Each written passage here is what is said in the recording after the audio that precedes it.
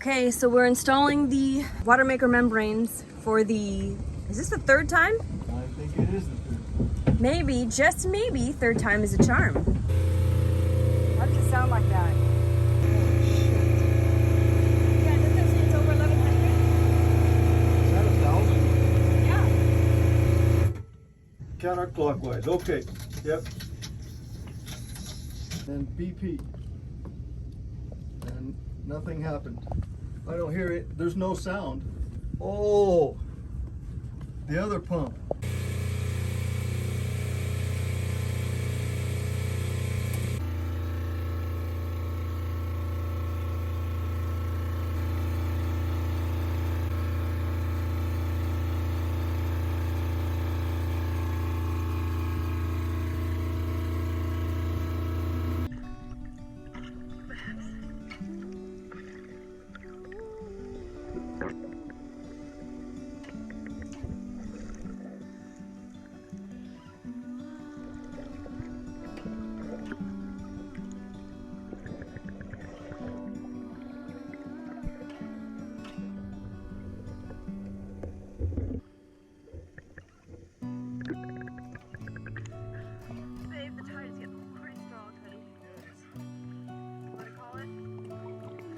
We'll take you guys to the beach a little bit later.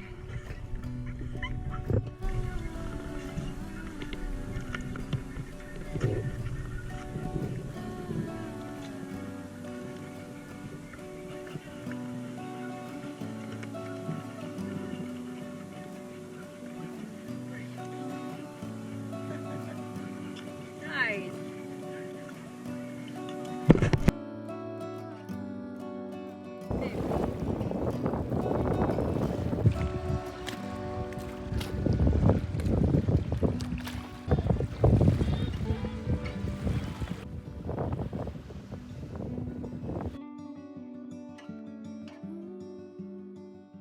The engine isn't getting any fuel and we don't know why. When I open up the fuel to check the fuel level, air sucked in. It's kind of like the vent for the fuel tank is clogged. Oh. That lets air back in the tank once the gas runs down. Where's that at? Another research project, I don't know. It'd be just like the toilet, clogged vent line. Well, now I gotta freaking bleed this thing again. Why don't you see if you can start it, please? Okay. Okay, Lord.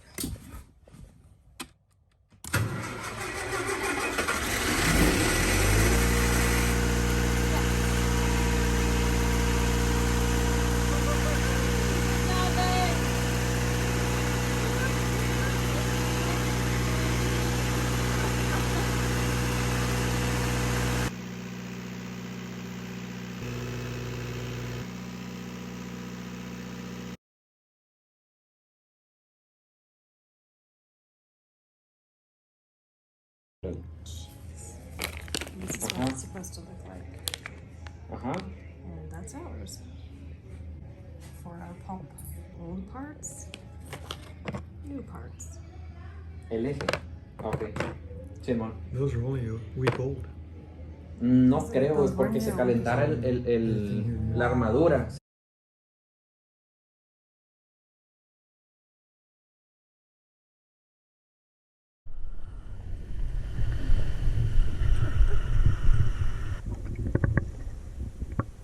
Another beach day. Beer with friends. We've added day dreamers. Hanging out on the beach with new friends, meeting new friends almost every day. Pretty great. On tiny little wheels like this at like 80 miles an hour. Also in the water. Wow! So beautiful. Lord willing, this will be the very last time that we install this system. Huh, honey? Yeah, I hope so. Yeah, I'm hopeful. I'm hopeful still. I don't know why. Hope is a good thing. Already we have a situation with this circuit board. We went semi-manual because it wouldn't correctly adjust the high pressure. So now I just have to reach back here and adjust the pressure by hand, which isn't very handy. But hopefully we don't have, we don't have to adjust it. And once we get it on 800, and we're confident that it'll stay there, maybe it's all right. And side note, we just ran out of water this morning, so we're kind of desperate for this thing to start.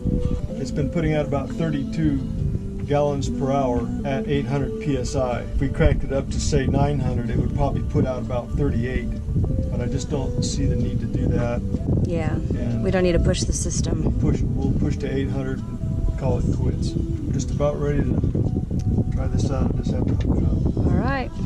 Well, Booster pump. How come nothing's happening? look overboard to see if any water. Nothing. Okay, a little dribble's just starting to happen. Do you see something on the screen? Yeah. Booster pump started manually. Okay. That's what it says. Cool.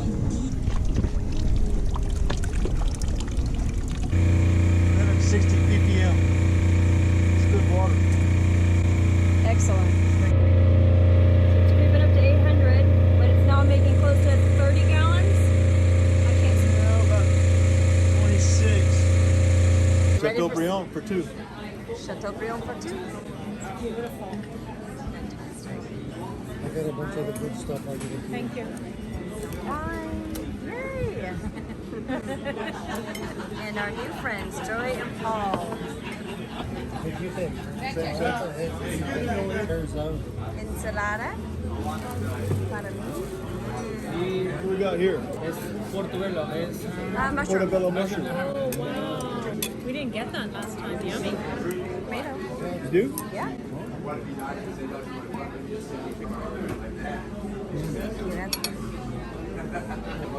Running out of room.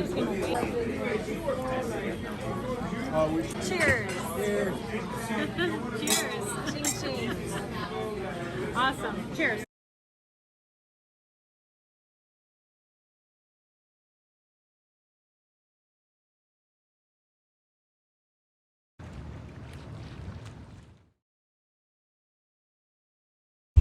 So a week ago or so, we had a clogged vent line from the starboard holding tank. Finally came through this cabinet and then up, and then went out to the little vent hole. So I had to rip that whole kind of cover out in about 16 pieces. Over the course of the last 3 days, I glued it all back together and fitted it so that I could just undo those 2 screws and pull that little handle that I put on there. And then here,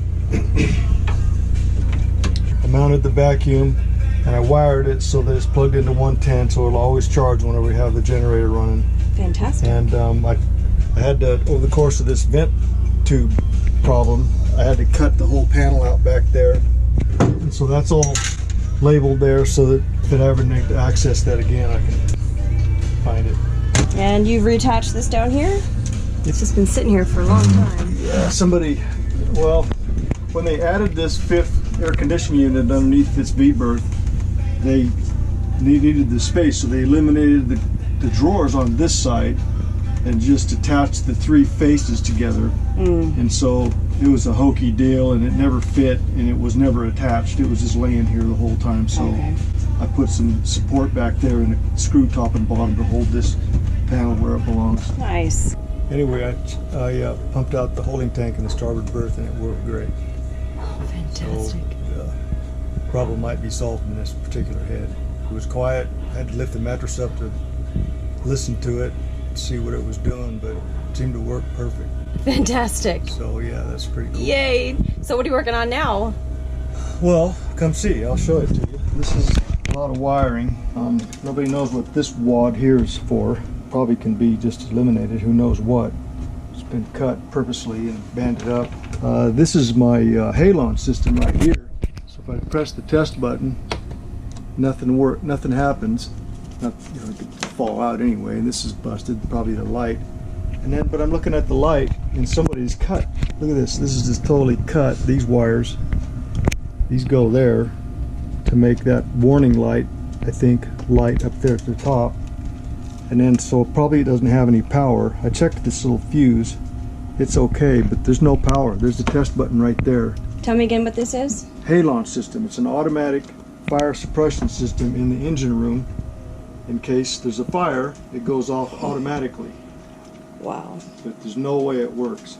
And then, so I'm poking around a little bit further, and Come down here, I'm looking at this. There's an undone wire there. I don't know what that does, but I'll rehook that.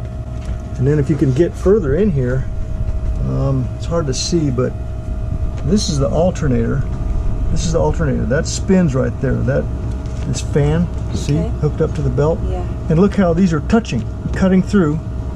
I just had the mechanic rebuild that alternator. He reinstalled this, and he left this touching. Look at that. It's going to saw this cable right in half, and that appears to be the throttle cable for the engine. Imagine that. This saws through in the middle of the sea, and it's already kind of worn. It's like been there for a while. Yeah, it's got a notch in it right there, probably down to the steel casing. Yeah, I think it might be all right. I don't know. So I get that wired away from that doggone alternator. It's just super disappointing. Anyway, I'm just, since the navigation instruments don't work, I've been kind of trying to keep an eye on what's going on here. This is the exhaust pipe for the generator. These clamps right there are completely rusted through. Both of them are broken. And so I'm going to replace those right now, just so we don't have exhaust spewing inside of our house. Anyway, there's all kinds of mayhem in here, and it's no bueno. Good grief, what is that water from? Well, this is an exhaust pipe for the generator. And this is the outflow. Goes out the hull. It appears to be about 1.5 inches steel coupling. Is completely rusted, and it was so rusty inside that it almost didn't have a hole in it. It needs to be replaced. I don't have one, so I'll just put it on my list and worry about it later. But both these clamps were rusted in half and broken, so it was just sitting there. It looks like I got enough hose to just cut it off, put it back on there temporarily until I get a new one of these.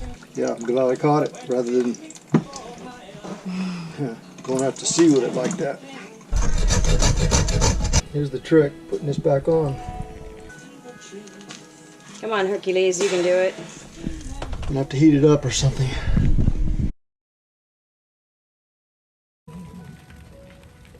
On our way down through Mexico 6 months ago in the RV, Jess and I stopped at a winery called L.A. Cheto, and we stayed there overnight and did some wine tasting. And one of the wines that we found that we really liked was this Montepulciano Barbera 2019. We just loved that stuff when we were there. It's dirt cheap too. We're used to California prices where this thing would be $50 or something, but it's like 12 or 11 or something like that. And we found some here in La Paz, so we bought a lot of it. This is it right here, and we think it's great. And it's pretty cheap too. So, Montepulciano in Mexico. What else to do on a rainy, stormy afternoon in Mexico but drink wine and watch the storm?